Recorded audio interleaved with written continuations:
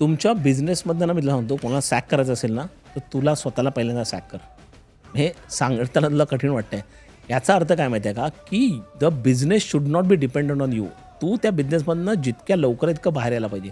मग काय करायला पाहिजे? तुला बेसिकली तुझी जी सेकंड टीम आहे त्याच्यावरती कॅपॅसिटी बिल्ड त्यांची करणं अत्यंत गरजेचं आहे. कारण तेच जर का तू करत बसलास तर तुझा बिझनेस कधी होणार नाही. त्याला म्हणतो ना बॉन्डेड लेबर, तशा पद्धतीने बिझनेस चालवत राहशील, तो स्केल कधीच होणार नाही. कारण यू कॅन्ट रिप्लिकेट युअरसेल्फ.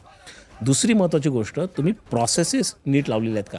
त्या पर्सन डिपेंडंट आहेत. म्हणजे उद्या तू नसशील, तुझ्या खालचा जो सेकंड इन कमांड आहे तो पण नसेल, तरी प्रोसेसेसने तो बिझनेस चालू राहिला, तर मग अल्टिमेटली पर्सन डिपेंडंट न होता स्केलिंग फास्ट होऊन जातं आणि मग then you can focus on many more important things. आणि तिसरी महत्त्वाची गोष्टी, तुमचे डिसिजन मेकिंगचे जे चेक पॉईंट्स आहेत, ज्याला कंट्रोल पॉईंट्स म्हणतात बिझनेसचे, ते क्लिअरली आर्टिक्युलेटेड आहेत का? त्याच्यावरती जर का तुम्ही रिव्ह्यू केलात, दिवसातले 10 मिनटं घाला किंवा आठवड्यातला 1 दिवस घाला, हे ॲक्च्युअल मेजर करण्यासाठी. आणि त्या कंट्रोल पॉईंट्सवरती तुम्ही बिझनेस चेक करा, ऑटो पायलट मोडवर टाका. मग ॲज अ फाउंडर तुझा जो रोल आहे ना, तो ग्रोथवरती कसा फोकस करता येईल, बिझनेसला इव्हँजलिस्ट जसं म्हणतात, की आपण जास्तीत जास्त लोकांपर्यंत कसा पोहोचवता येईल, या प्रकारचं काम करा.